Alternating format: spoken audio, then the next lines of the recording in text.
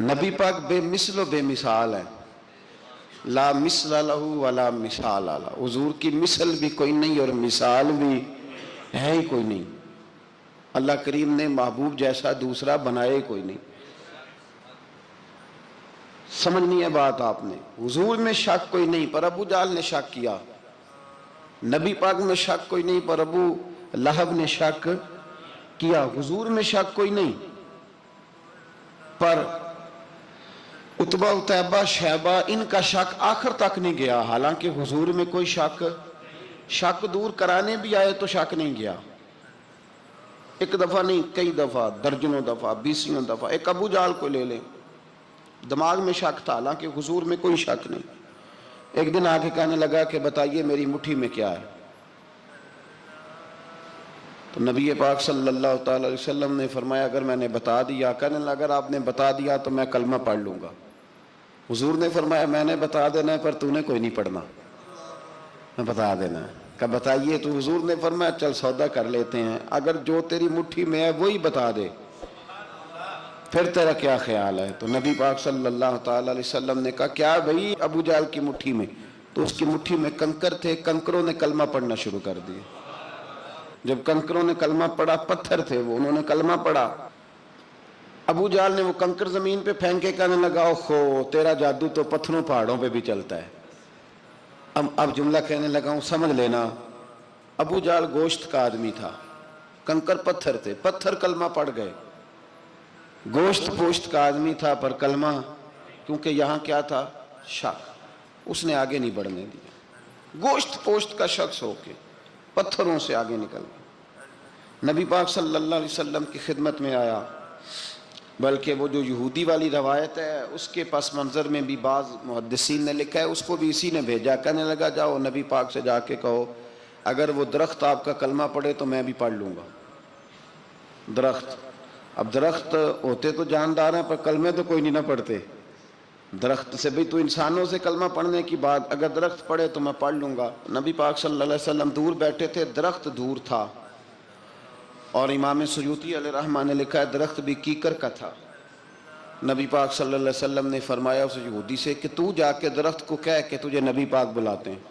فرمایا میں گیا تو پھر تم نے کہنا جادو کر کے بلایا ہے۔ احتیاط بھی کی، ہر چیز آنکھوں کے سامنے رکھی، تو جا کے کہہ کہ تجھے بلاتے ہیں۔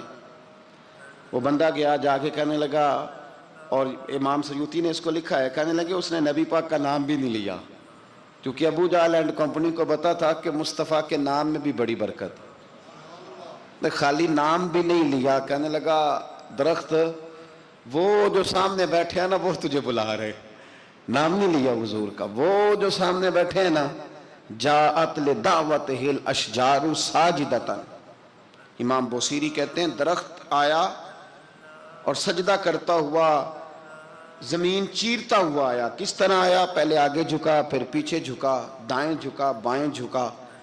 یہاں بھی لکھنے والوں نے لکھا ہے کہ وہ نہ درخت اپنی جڑیں اکھیڑ رہا تھا، جب چلنا تھا نا اس نے حضور کی طرف آنا تھا تو آگے دائیں بائیں ہوا، جڑیں اکھیڑ رہا تھا۔ لیکن ہمارے استاد جب ہمیں یہ روایت پڑھایا کرتے تھے تو کہتے تھے جڑیں نہیں اکھیڑ رہا تھا، جب اس نے سنا مجھے نبی پاک نے بلایا تو اسے وجد ہو گیا تھا، وہ جھومنے لگ گیا تھا، جھوم رہا تھا، حضور نے مجھے بلا لیا، جاءت لدعوتہ الاشجار ساجدۃ۔ تو درخت آیا، اس نے آ کے نبی پاک کو سجدہ کیا، لکڑی کا بنا ہوا درخت ہے، سجدہ کیا، سجدہ کرنے کے بعد درخت اٹھا اور اٹھ کے اس نے نبی پاک کا کلمہ پڑھا۔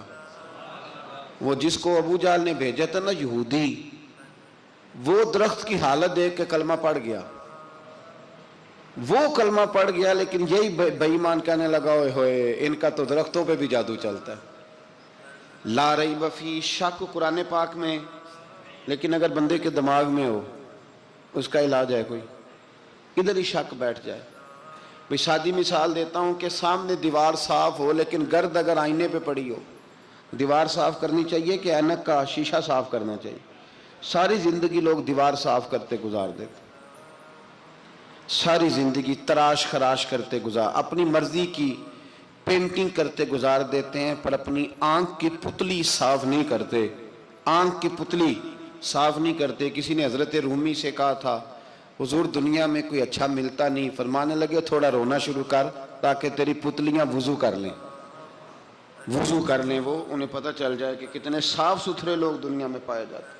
ابو جہل پھر آ گیا، کہنے لگا اگر آپ چاند کے 2 ٹکڑے کر دیں تو میں کلمہ پڑھنے کو تیار ہوں۔ اچھا یہاں بھی بڑی مزے کی بات ہے، اللہ نے پہلے کہہ دیا نبی پاک کو کہ ان الذین کفروا سواء علیہم انذرتہم ام لم تنذرہم لا یؤمنون۔ محبوب یہ جن کی قسمت میں کفر ہے نا، آپ انہیں ڈرائیں چاہے نہ ڈرائیں، یہ ایمان نہیں لائیں گے۔ کنکروں نے بھی کلمہ پڑھ لیا، درختوں نے بھی پڑھ لیا، سارا کچھ ہو گیا، اور اللہ نے بھی کہہ دیا کہ محبوب اس بے ایمان نے کلمہ نہیں پڑھنا، پر حضور نے فرمایا یہ پڑھے نہ پڑھے ہم نے میدان نہیں چھوڑنا، جتنی دفعہ آئے گا نا ہم اسے ضرور معجزہ دکھائیں گے، جتنی دفعہ آئے گا ہم کیوں میدان چھوڑیں۔ آگے کہنے لگا جی اگر چاند کے 2 ٹکڑے کر دیں تو اقتربت الساعۃ وانشق القمر، تو نبی پاک صلی اللہ علیہ وسلم نے انگلی کا اشارہ کیا، چاند 2 حصوں میں بٹا۔ کوہ صفا ایک پہاڑی تھی مکے میں، آدھا ٹکڑا پہاڑی کی اس جانب ہوا، آدھا اس جانب، یعنی وضاحت کی اللہ کریم نے کہ ایسے نہ ہو کہ یہ کہے جی وہ تو ایسے بالکل شک ہوا تو مل گیا، پتہ نہیں میری آنکھوں پہ جادو ہو گیا، ملا ہے کہ نہیں ملا۔ جب ٹوٹا تو حدیث پاک میں آتا ہے کہ آدھا چاند کوہ صفا کی ادھر گیا اور آدھا تو پہاڑی تھی، چاند نیچے آیا، پہاڑی کے گرد گھوما، آگے جا کے ملا، یعنی وقفہ دیا گیا باقاعدہ دیکھنے کا، سمجھنے۔ پوری دنیا میں جتنے لوگ اس وقت چاند دیکھ رہے تھے، ہندوستان تک روایتوں میں ملتا ہے کہ لوگوں نے گواہی دی کہ ہم نے چاند ٹوٹتے دیکھا ہے۔ زمانہ مان گیا، لوگوں کی چیخیں نکل گئیں، لوگ قدموں میں گر گئے، پر وہ جس کے دماغ میں شک تھا نا وہ نہیں مانا۔ شجر و حجر پہچان گئے پر انسان کی نظروں میں شک ہی رہا۔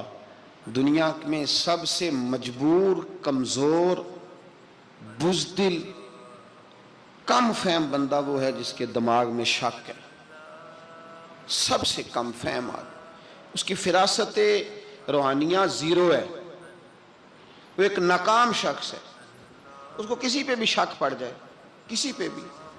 ہم نے دیکھا ہے جو عورت اپنے مرد پہ شک کرنے لگ جاتی ہے اس گھر کا کوئی علاج ہی نہیں ہوتا۔ جو شکوہ کرتی ہے روٹی کا، پیسوں کا، وہ کسی دور میں مسئلہ اس کا حل ہو جاتا ہے۔ جو نافرمان ہوتی ہے اس کا بھی مسئلہ کسی نہ کسی زمانے میں حل ہو ہی جاتا ہے۔ یہ جس کو شک پڑ جاتا ہے نا، شک، اس کا مسئلہ قیامت کی صبح تک حل نہیں ہوتا۔ اگر مرد کو شک پڑ جائے اس کا مسئلہ بھی کبھی زندگی میں دوبارہ حل، یاد رکھیں۔ یہ جو شکوک و شبہات ہے نا، قرآن پورا شکوک و شبہات کا ازالہ کرتا ہے، کافر کے سوال کا جواب دیتا ہے، منافق کے سوال کا جواب دیتا ہے۔ قرآن مجید ہر ایک کی تسلی کراتا ہے، لیکن شروع میں بتا دیا کہ لا ریب فی، شک والی گنجائش اس میں۔ لوگ آج تک شک کر رہے ہیں کہ اللہ کا کلام ہے کہ نہیں، آج تک لوگ کہیں۔ تو میرے بھائی، شکوک والی زندگی کمزور ہوتی ہے، شکوک والی، عقل مند لوگوں کی زندگی کمزور زندگی ہے۔ صحابہ کرام عمل والے لوگ تھے، وہ بحثوں میں الجھے رہتے تو عمل نہ کر پاتے۔ ہمارے ہاں نا بحث ہوتی ہے جس مسئلے کا کوئی تعلق ہی نہیں، الجھنوں سے نکل آئیں، عمل کا رستہ، بحث جو ہوتی ہے یہ عمل کا رستہ روکتی ہے۔ عقل مند نہ بنے، فرما بردار بنے۔ میرے بھائی، شکوک و شبہات والی جو لائف ہے، لیکن نا انبیاء کرام علیہ السلام کے بارے میں شکوک و شبہات ہیں، اولیاء عظام کے بارے میں۔ اب ایک نیا شک پیدا ہو گیا ہے کہ فیض ملتا ہے کہ نہیں ملتا۔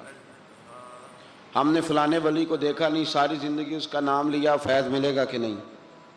غوث پاک کو دیکھا نہیں، ساری زندگی قادری کہلایا، فیض ملے گا کہ نہیں۔ خواجہ اجمیر کو دیکھا نہیں، چشتی کہلائے، فیض ملا کہ نہیں۔ صابر پیا کو دیکھا نہیں، صابری کہلائے، فیض ملا کہ نہیں۔ او خدا کے بندے، فیض وہ چیز ہے جو نظر نہیں آتی پر محسوس سب سے زیادہ ہوتی ہے۔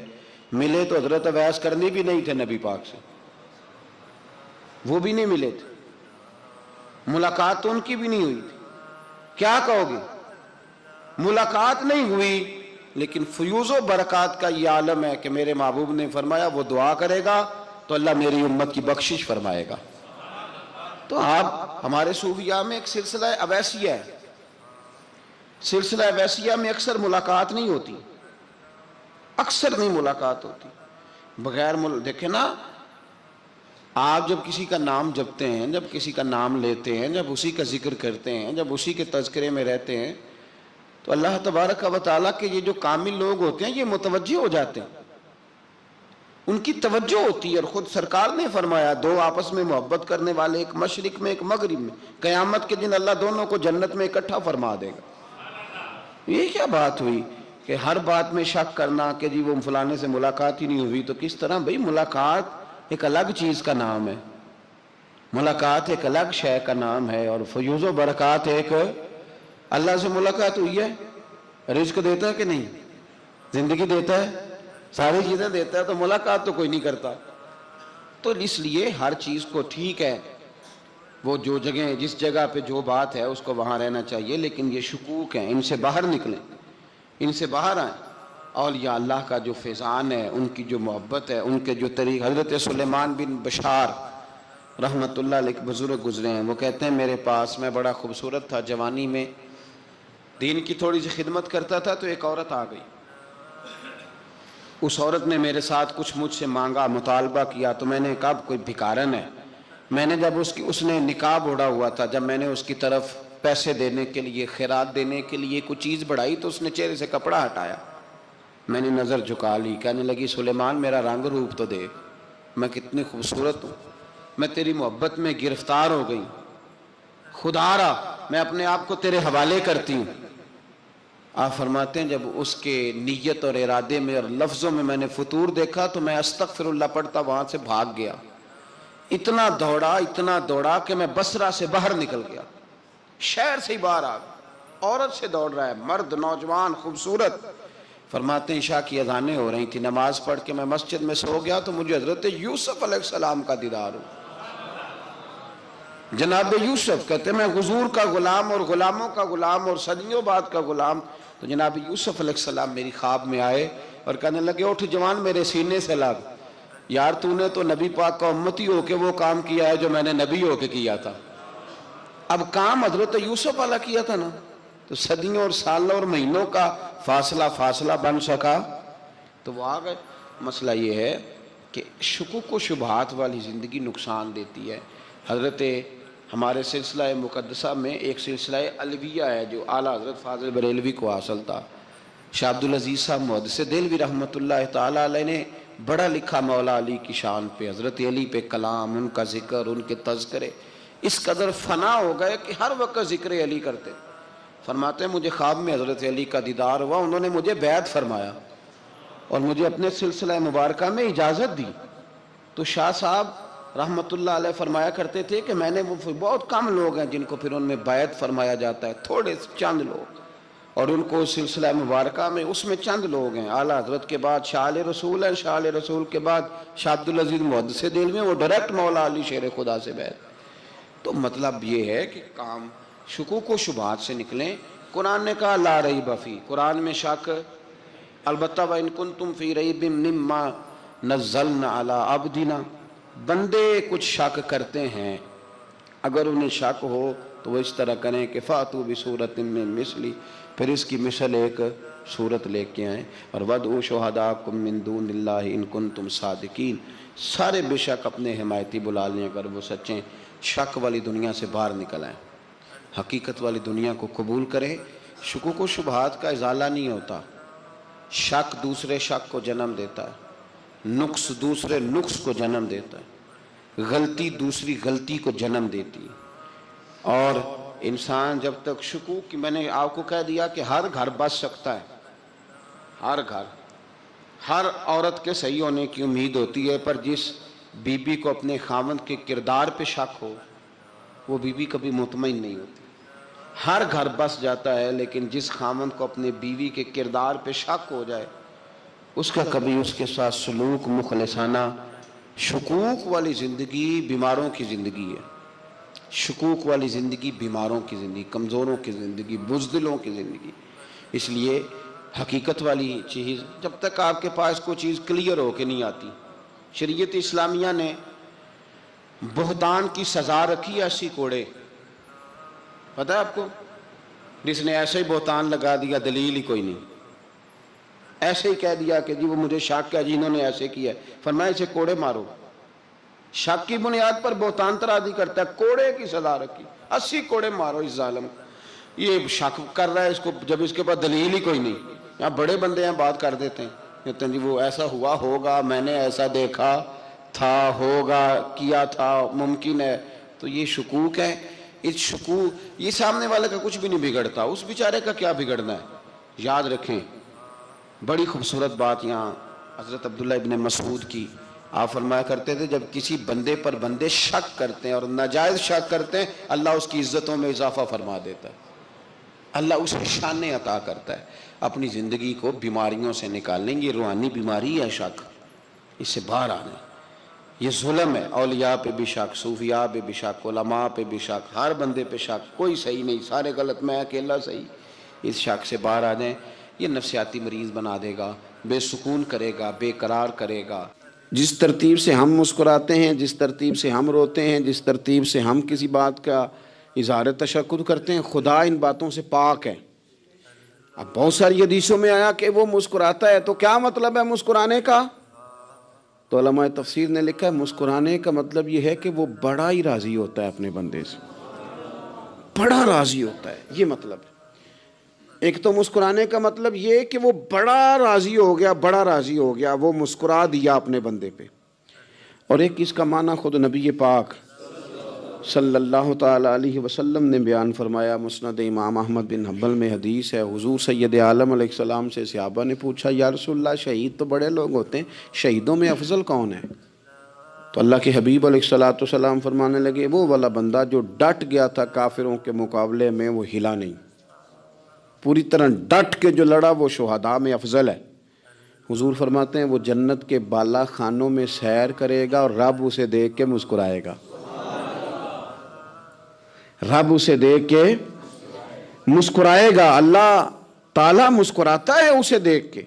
اور اگلے جملے میں حضور نے وضاحت کر دی، فرمایا جب رب دنیا میں کسی پر مسکراتا ہے نا تو اس کا معنی یہ ہے کہ قیامت میں پھر اللہ اسے حساب کوئی نہیں لے گا۔ جس پر اللہ دنیا میں مسکرا دیا اس سے کوئی حساب، تو وہ کام ڈھونڈنے چاہیے نا جس سے اللہ مسکرائے۔ ویسے کبھی ہم ایسا کرتے ہیں کہ نہیں کہ کسی کو راضی کیا جائے؟ یہ کام ہم کرتے ہیں کہ ہماری کمپنی کا جو سربراہ ہے وہ ہم سے راضی رہے، جس ادارے میں ہم پڑھاتے ہیں اس ادارے کا بڑا ہم سے راضی رہے، یہ کرتے ہیں ہم۔ اس کے لیے کچھ نہ کچھ ہیلے بہانے ہم کرتے ہیں، برادری، قبیلہ، علاقہ، بستی، لوگ کسی طریقے سے ہمارے ساتھ مطمئن رہیں، کرتے ہیں نا یہ سارے کام۔ اس میں تھوڑی مشکل بھی ہمیں آتی ہے لیکن کرتے ہیں، کیا کریں۔ گھر میں بھی کئی دفعہ ایسا ماحول بنانا پڑتا ہے۔ چلیں ایک اور میٹھی مثال دیتے ہیں، زیادہ سمجھ میں آئے گی۔ چھوٹا بچہ خوش رہے، آپ اس کے لیے محنت نہیں کرتے؟ وہ چھوٹا ہے، اس کو خوش کرنا فرض ہے ابا پہ، لیکن وہ کہتا ہے کہ میں نے موٹر سائیکل لینا ہے، چھوٹا ہے چلا ہی نہیں پائے گا، تو ابا پھر اسے راضی کرتا ہے، کہتا ہے بیٹے چھوٹا سائیکل لے لے، چل میں تجھے اڑانے والا جہاز لے دیتا ہوں۔ مقصود کیا ہے کہ اس کو ناراض نہیں کرنا، یہ روئے نہ، اس کا دل نہ ٹوٹے۔ ہو یارو سنو نا میں کیا کہہ رہا ہوں، اگر چھوٹے بچے کے لیے وہ چیزیں ڈھونڈتے ہو، میرے ابا جی نا اپنے نواسے کے لیے کھلونا لے کے آئے تو بچہ بڑا ہی کھیلا، تو ابا جی کہنے لگے لو پیسے پورے ہو گئے میرے، بچے کو پسند بڑا ہے نا، پیسے پورے کر چھڑے نے، دیکھو نا جی کتنا اس کو راضی ہوا ہے۔ تو انسان کیا کرتا ہے کہ کوشش کرتا ہے، چھوٹا بچہ بھی ناراض نہ ہو تو وہ چیزیں وہ ڈھونڈتا ہے کہ اس کو کیا پسند ہے، چاکلیٹ لے جاؤں، فلاں چیز لے جاؤں، آئس کریم لے جاؤں۔ تو ایک بچے کے لیے، گھر کے لیے، سربراہ کے لیے اتنی محنت کرتے ہو تو وہ کام بھی ہمیں ڈھونڈ کے تلاش کرنے چاہیے نا جس سے رب راضی ہوتا ہے، اللہ راضی ہوتا ہے۔ بتاؤں وہ کون کون سے کام ہیں؟ نبی کریم صلی اللہ تعالی علیہ وسلم نے ارشاد فرمایا 3 لوگ ہیں جنہیں دیکھ کے رب مسکراتا ہے۔ یا رسول اللہ صلی اللہ علیہ وسلم وہ کون کون سے؟ تو محبوب فرمانے لگے ایک وہ بندہ ساری مخلوق سوئی ہے، آدھی رات ہے، رات کا پچھلا پہر ہے، اس نے اٹھ کے وضو کر لیا، مصلی پہ کھڑا ہو گیا خدا کی یاد میں، فرمایا اسے دیکھ کے رب مسکراتا ہے جو اس کی شان کے لائق ہے، مسکراتا ہے اللہ۔ یہ تو سونے کا ٹائم تھا، یہ تو گہری نیند آنے کا وقت تھا، رات کا پچھلا پہر، رات پوے تے بے درداں نو نیند پیاری آوے، تے درد منداں نو یاد سجن دی ستیاں بھی آن جگاوے، اور ساون کی کالی راتوں میں جب بوندا باندی ہوتی ہے، وہ راتوں کو اٹھ اٹھ روتے ہیں جب خلقت ساری سوتی ہے۔ اللہ مسکراتا ہے۔ اور سننا میرے بھائی، میرے نبی پاک صلی اللہ تعالیٰ علیہ وسلم فرماتے ہیں جب مسلمان نماز کے لیے صفیں بناتے ہیں نا، ترتیب لگ رہی ہوتی ہے، اب اللہ کی بارگاہ میں کھڑے ہوں گے، قیام کریں گے، رکوع کریں گے، سجود کریں گے، فرمایا جب مومن صفیں بناتے ہیں تو رب دیکھ کے مسکراتا ہے، مسکراتا ہے۔ کمال ہو گئے عروج بندگی کا، جب بندے کو دیکھ کے رب مسکرائے۔ خدا بندے سے خود پوچھے بتا تیری رضا کیا ہے، مسکراتا ہے۔ اور میرے نبی پاک علیہ السلام فرماتے ہیں جب مجاہد جہاد کے لیے صفیں سیدھی کرتے ہیں، آج تو یہ رب کے نام پہ مرنے ہی آ گئے، یہ صفوں میں کھڑے ہوں گے، ترتیب سے لڑیں گے، ترتیب سے گلا کاٹیں گے کافروں کا یا شہادت لیں گے۔ فرمایا جب جہاد کے لوگ صفیں بناتے ہیں تو رب انہیں دیکھ کے مسکراتا ہے۔ کتنے نصیبوں والا وہ بندہ ہے جسے دیکھ کے مسکرا دیا۔ او یار، کبھی تیرا بیٹا تیرے سامنے مسکرائے نا چھوٹا تو تیرا دل باغ باغ ہو جاتا ہے۔ تیری ماں بیمار کسی ایک دن صحیح طرح ہنس پڑے تو طبیعت خوش ہو جاتی۔ مجھے بتاؤ نا جس کا رب بھی اسے دیکھ کے ہنس پڑے، جو اس کی شان کے لائق ہے، کیا اس بندے کے نصیبیں ہیں، کیا اس کے مقدر ہیں۔ آپ اس مقام پر اپنے آپ کو لائیں۔ اب دیکھیں نا، یہ حدیث آپ نے سن لی، اب ہم نے نا اس طرح صفیں نہیں بنانے جس طرح ساری دنیا، اب ذرا صفیں بھی شوق سے بنائیں گے، اب ذرا تھوڑا سا شوق پیدا کریں گے۔ بھئی یہ تو میں وہ کام کرنے لگا ہوں جسے دیکھ کے رب مسکراتا ہے۔ نبی پاک صلی اللہ علیہ وسلم نے فرمایا جب کوئی بندہ توبہ کرتا ہے نا، ہم توبہ کا رٹا لگاتے ہیں، یا اللہ میری توبہ، یا اللہ۔ اور توبہ کا تو مطلب یہ ہے کہ پچھلے گناہوں سے پکی توبہ، آج کے بعد یہ غلطی نہ کرنے کا پکا وعدہ۔ تو نے ساری شب برات رو کے گزاری ہے، بتا سویرے جھوٹ جوڑنے کا ارادہ ہے تیرا؟ آج کے بعد رشوت تو نہیں نہ لے گا، ملاوٹ تو نہیں نہ کرے گا، یہ توبہ ہے۔ اور اگر سارے کام اسی طرح کرنے تو پھر یہ توبہ کا رٹا ہے، جتنا مرضی لگاؤ۔ حضرت علی بن ربیعہ رضی اللہ تعالیٰ عنہ فرماتے ہیں میں مولا علی کے ساتھ تھا، مقام حرہ کی طرف جا رہے تھے، حضرت علی نے ہاتھ اٹھا کے دعا مانگی ہماری تعلیم کے لیے، ورنہ حضرت علی ہم صحابہ کو محفوظ عن الخطا تو مانتے ہیں نا۔ ہاتھ اٹھا کے کہا اے اللہ ہمارے گناہ بخش دے، تیرے علاوہ کوئی معاف کرنے والا نہیں۔ اور پھر حضرت علی آسمان کی طرف دیکھا اور دیکھ کے نا حضرت علی بن ربیعہ کو تو مسکرائے۔ حضرت علی بن ربیعہ کہنے لگے حضور مسکرائے کیوں ہو؟ فرمانے لگے ایک دن میں حضور کے ساتھ اسی طرح آیا تھا، اسی طرح حضور نے دعا فرمائی تھی ہماری تعلیم کے لیے، اور پھر حضور مجھے دیکھ کے مسکرائے تھے اور فرمایا جب کوئی بندہ رب کی بارگاہ میں اس طرح استغفار کرتا ہے تو رب مسکراتا ہے، اور مسکرا کے فرماتا دیکھ لو میرے بندوں کو پتا ہے کہ میرے علاوہ معاف کرنے والا کوئی نہیں، انہیں پتا ہے، تم اس کی بارگاہ میں رجوع تو لاؤ، آؤ تو صحیح دو آنسو لے کر۔ اقبال کہتے ہیں کہ موتی سمجھ کے شان کریمی نے چن لیا، قطرے دو گرے میرے ار کے انفعال کے، دو میں نے آنسو بہائے تھے تو اس کے کرم نے تو موتی سمجھ کے چن لیے۔ سنو نا حضور اس استغفار کو، اللہ کو یار رات کو توبہ کر کے سونا چاہیے ہمیں۔ کچھ غلطیاں ہم کرنا نہیں چاہتے پر ہم سے ہو جاتی ہیں، کچھ دل ہم توڑنا نہیں چاہتے پر وہ ٹوٹ جاتے ہیں، ہماری مجبوری ہوتی ہے ٹوٹ جاتے ہیں۔ رات کو اس کی بارگاہ میں ہاتھ باندھ کے کشکول طلب دراز کر کے خوب استغفار پڑھنا چاہیے کہ مالک بندے ہیں نا کیا کریں، نفس کا ساتھ ہے، دنیا کا ساتھ ہے، خواہشات نفسانیہ، مالک معاف کر دے۔ درد سے توبہ، رسم نہ ہو، کہانی نہ ہو، لفظ نہ ہو، جملے نہ ہوں، اور جناب ایسے لوگوں کے بیچ بڑے ہاتھ باندھ کے اور بڑا کوئی ضرورت نہیں، آپ اکیلے اپنی چارپائی پہ بستر کے اندر منہ دے کے بھی درد سے کہیں گے نا معاف کر دے تو وہ تو مہربانی بڑا ہے۔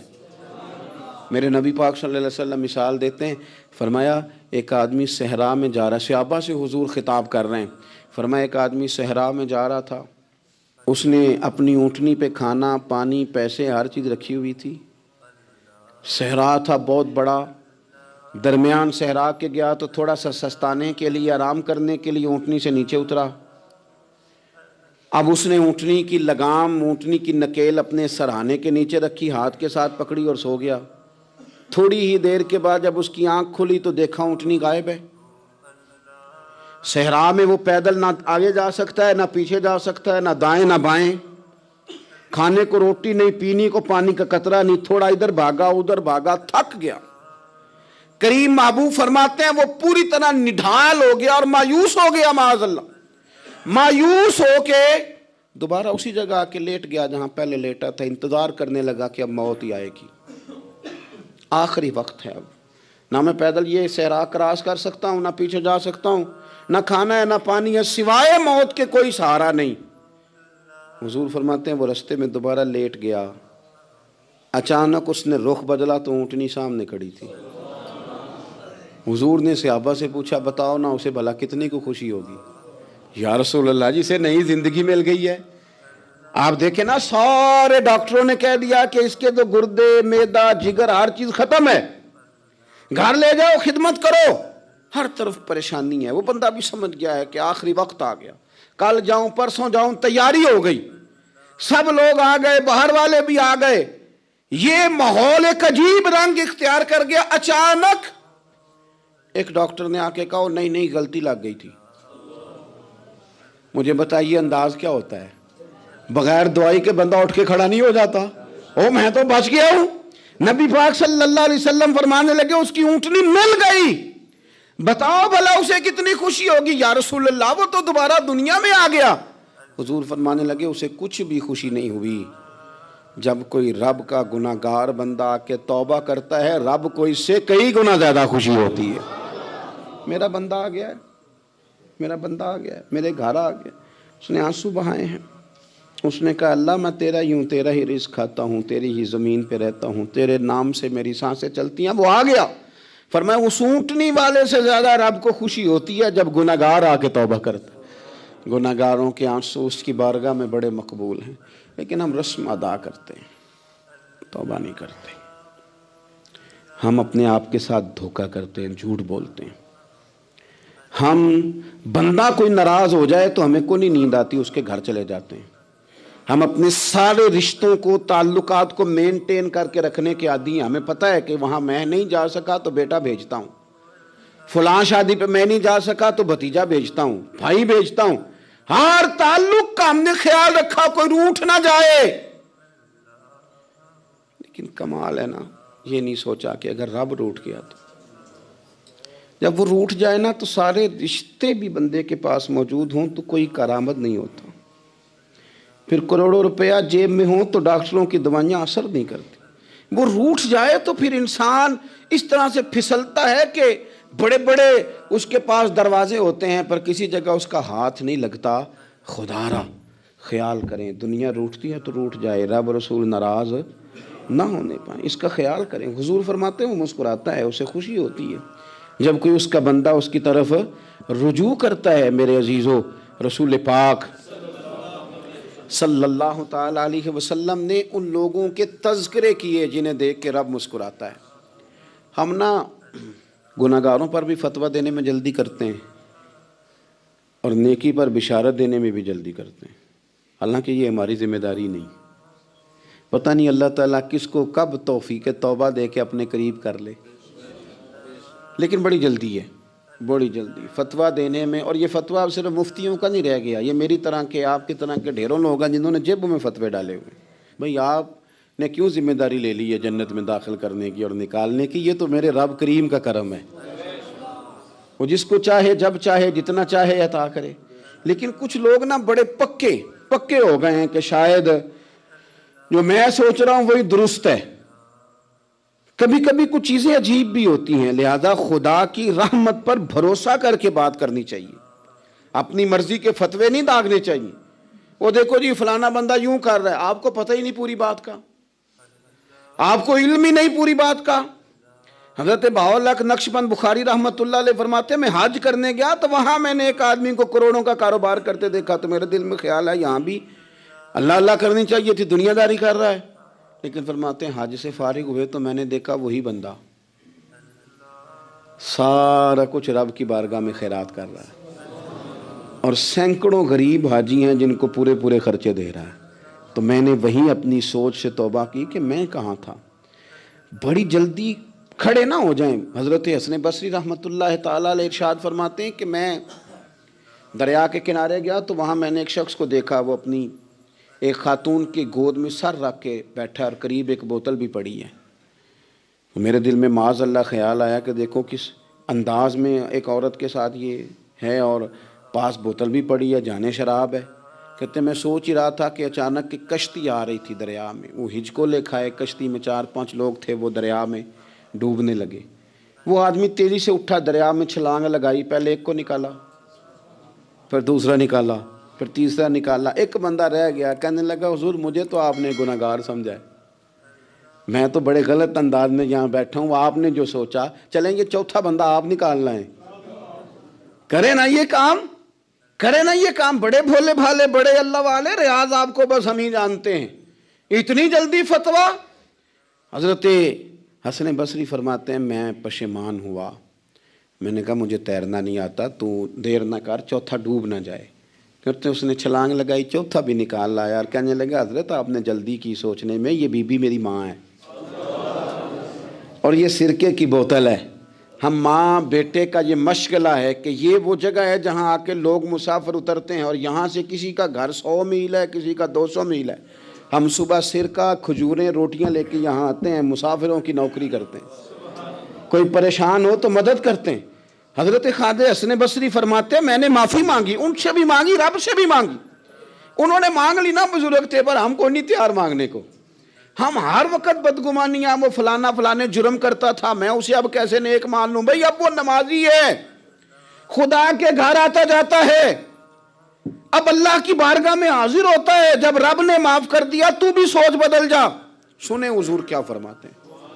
نبی پاک صاحب العلاق صلی اللہ تعالی علیہ وسلم فرماتے ہیں، مسند امام احمد بن حنبل دیکھیے، فرمایا رب اس وقت بڑا ہی مسکرائے گا جب قاتل بھی جنت میں جائے گا، مقتول بھی جنت میں جائے گا۔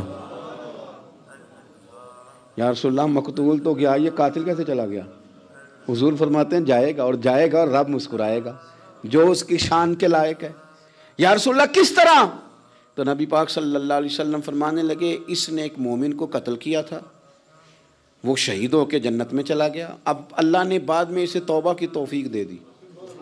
پہلے اس نے کلمہ پڑھا، پھر یہ میدان میں اترا، کافروں سے لڑا، یہ شہید ہوا، رب نے اسے بھی جنت دے دی۔ قاتل بھی جنت میں، مقتول بھی جنت میں، اور بات اتنی انوکھی ہے کہ رب دیکھ کے مسکرا رہا ہے، جو اس کی شان کے لائق ہے۔ ہم جلدی میں ہیں، ہم انتظار نہیں کر رہے کہ شاید توبہ کر جائے، ہم انتظار نہیں کر رہے، لیکن میرے عزیز اتنی جلدی نہ کریں۔ سوچوں کا صاف ہونا، ذہنوں کا پاک ہونا، اور لوگوں کے بارے میں گمان کا اچھا ہونا۔ آپ کسی نفسیات کے ڈاکٹر کے پاس چلے جائیں، اسے کہیں ٹینشن بڑی ہے، میں ان کے مضامین پڑھتا رہتا ہوں، وہ سب سے پہلا سبق آپ کو یہ پڑھائیں گے کہ اچھا سوچا کریں۔ اچھا سوچنے سے بندہ تندرست رہتا ہے۔ کس سے بندہ تندرست رہتا ہے؟ ہیں جی واقعی، یعنی اس والے پڑوسی کے بارے میں بھی اچھا سوچنا ہے گھر میں، اس والے کے بارے میں بھی، چھوٹے بھائی کے بارے میں بھی اچھا سوچنا ہے، اور بڑے کے بارے میں بھی اچھا ہی سوچنا ہے۔ یعنی اپنی برادری قبیلے کے بارے میں بھی اچھا سوچیں، جو قبیلے کا نہیں اس کے بارے میں بھی چلیں تھوڑا سا اچھا سوچ لیں۔ اپنے بارے میں تو اچھا سوچا ہے بڑا، میں کہتا ہوں کہ ہم اپنی غلطیوں سمیت اپنے آپ سے بڑا پیار کرتے ہیں، اور دوسرے کی ایک غلطی نظر آ جائے تو ہمیں گھن آنے لگ جاتی ہے۔ آپ جلدی نہ کریں، مالک نے موقع دیا ہے بندوں کو، نہ وہ کسی کا رزق چھین رہا ہے، نہ سانسیں چھین رہا ہے، وہ اپنی زمین پہ چلنے بھی دے رہا ہے، رہنے بھی دے رہا ہے، تو جب اس نے موقع دیا ہے آپ بھی تھوڑا موقع دیں۔ اللہ بڑا کریم ہے، دروازے کھولے گا، اس کے بندے اس کی بارگاہ تک پہنچیں گے۔ بدگمانیاں، اور پھر بدگمانیوں کا عروج، اور اس لیول تک جا کے بات کر دینے کا جہاں سے خوف آئے کہ یار یہ بات نہیں کرنی چاہیے تھی۔ رسول کائنات سرور دو عالم صلی اللہ تعالی علیہ وسلم فرماتے ہیں کہ اللہ مسکراتا ہے۔ دیکھو ہمارے ہاں نا ایک اور بھی مسئلہ بن گیا ہے، میں نے کچھ لوگوں کو نا پکا، میرے پیارے ہیں، محبت ہے مجھے، تو میں چونکہ آپ میری کلاس ہیں، میں مشاہداتی اور تجرباتی باتیں بھی کر لیتا ہوں، اسی کی روشنی میں کئی دفعہ گفتگو بھی تیار کرتا ہوں۔ کچھ لوگوں نے نا پکا ذہن بنا لیا یہ کہنے کا کہ ہاتھ بڑا تنگ ہے، پکا، آپ جس وقت پوچھ لیں ان کا ہاتھ اور بڑا ہی زیادہ تنگ ہے. آپ یقین کریں بہن کا جو خامند ہے وہ کہہ رہا ہے جا حصہ لے کے آ, تیرے بھائیوں کی کمائی تو نہیں تیرے ابا کی ہے, لے کے آ. وہ بیچاری اس کی منتیں کر رہی ہے, کہتی ہے اگر جاؤں گی نا تو وہ کہیں گے حصہ لے جا, آج کے بعد ہمارے گھر نہ آنا, میرا دروازہ نہ بند کرو, مہربانی کرو. اور بھائی سے بات کرتی ہے تو کہتا ہے ہاتھ ہی بڑا تنگ ہے, جب ٹھیک ہوگا تو دے دوں گا. نہ کریں یہ ظلم. ہمارے اپنے تڑپتے رہتے ہیں اور ہماری دولتیں اندر پڑی رہتی ہیں. ہمارے اپنے چھوٹی چھوٹی ضروریات کے لیے پریشان ہوتے ہیں, لیکن ہم بڑے بڑے بہانے ہیں ہمارے پاس, کہتے ہیں یہ نکما ہے, یہ نکھٹو ہے, یہ کام نہیں کرتا, اس میں فلانا ہے, بے فلانا ہے, بلے میں نے نہیں ساتھ چلنا. اظہار جب آپ کے اندر پیدا ہوتا ہے نا, اظہار جب کسی کے لیے آپ حساس ہوتے ہیں تو آپ کو بھی سرور حاصل ہوتا ہے. نہ کریں یہ کام کہ آپ کو اللہ نے وسعت دی ہے اور ہر وقت آپ ہاتھ تانگ ہونے کا رونا رو رہے ہیں, ہر وقت آپ یہ کہہ رہے ہیں میں بڑی آزمائش میں ہوں, جب خدا نے آپ پہ نہیں ڈالی. تو اتنے جھوٹ بولنا صرف اس لیے کہ میرے پیسے بچ جائیں, صرف اس لیے کہانی سنانا کہ حالات میرے بڑے خراب ہیں کہ کوئی بندہ میرے سے کوئی تھوڑا بہت قرض نہ مانگ لے. سنو, نبی پاک صلی اللہ علیہ وسلم کے پاس مہمان آ گیا, بخاری مسلم ہے. حضور نے ازواج مطہرات کے گھروں میں پیغام بھیجا, کچھ چیز ہے ضیافت کے لیے. یا رسول اللہ کچھ بھی نہیں, یہ دو جہاں کے شاہ ہیں اور پاس کچھ رکھتے نہیں, دو جہاں کی نعمتیں ہیں ان کے خالی ہاتھ میں. یا رسول اللہ کوئی چیز بھی نہیں. حضور نے صحابہ کے مجمع پہ نظر ڈالی, یا رسول اللہ صلی اللہ علیہ وسلم حکم ہو. تو حضور فرمانے لگے تم میں سے کوئی بندہ ہے جو اسے گھر لے جائے روٹی کھلائے. ایک صحابی اٹھے فوراً, حضور میں لے کے جاتا ہوں کھانا کھلاتا ہوں. فرماتے ہیں میرے گھر میں صرف بچوں کا کھانا تھا, یہ نہیں کہ فریزر بھرا ہوا ہے نعمتوں سے, صرف بچوں کا کھانا. یہ نہیں کہ کسی کو دیکھ کے اپنی ہنڈیا پہ برتن دے لیا, صرف بچوں کا کھانا. کہتے ہیں گھر گیا, بیوی سے کہا کیا کیفیت ہے, کہنے لگی بچوں کی روٹی ہے. میں نے کہا بچے سلا دے, صبح ناشتہ کر لیں گے. تو کہنے لگی آپ کیا کھائیں گے؟ تو میں نے کہا نہ میں کھاؤں گا نہ تو کھائے گی, مہمان جو نبی پاک کا ہے. کہا اچھا, اب ذرا تجویز دیکھو میاں بیوی کی سوجھی آپس میں. کہتے ہیں کھانا لگا دینا, کیونکہ ایک آدھ بندے کا کھانا ہے. اپنی غربتوں کا ہر جگہ اظہار کرنا, رونا رونا. یہ دیکھو غربت کیسے چھپائی جا رہی. اس کو کہا نہیں کہ چل تو تھوڑا رحم کھا, تو آیا ہے تو تھوڑا رحم کھا, یہ نہیں کہا.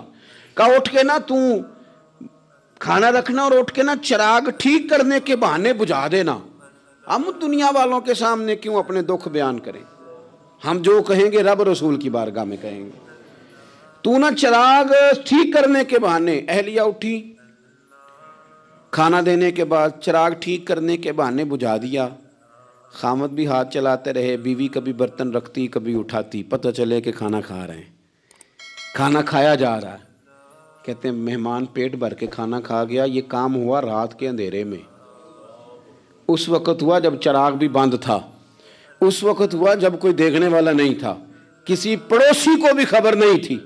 فرماتے ہیں صبح کے اجالے میں اس مہمان کو لے کے مسجد نبوی میں نے قدم رکھا تو نبی کریم نے فرمایا رات جو تم نے کام کیا ہے نا اسے دیکھ کے میرا رب بڑا مسکرایا ہے, اللہ بڑا مسکرایا ہے. اللہ تر دامنی پہ شیخ ہماری نہ جائیے, ہم دامن نہ چھوڑ دیں تو فرشتے وضو کریں. یہ شان ہے صحابہ کی. نبی کریم علیہ السلام نے فرمایا رب رات مسکرایا تیرا یہ انداز دیکھ کے, اور اس نے قرآن نازل کیا وَيُؤْثِرُونَ عَلَىٰ أَنفُسِهِمْ وَلَوْ كَانَ بِهِمْ خَصَاصَةٌ. کچھ لوگ وہ ہیں جنہیں بڑی بھی ضرورت ہو تو دوسروں پر اثار کر دیتے ہیں, قربانی دے دیتے ہیں. رب مسکرایا ہے, اندر پیسے رکھے ہوئے ہیں, اندر پیسے رکھے ہوئے ہیں. اور بہن آ کے منت کر رہی ہے کہ بھائی حالات بڑے خراب ہیں, تھوڑی سی مہربانی کر. تو کہتے ہیں بہن پردہ ہی ہے بس, کیسے بتاؤں تجھے حالات, تجھے کیا بتاؤں کام کتنی مشکل سے چلتا ہے, یہ پردہ یہ بس.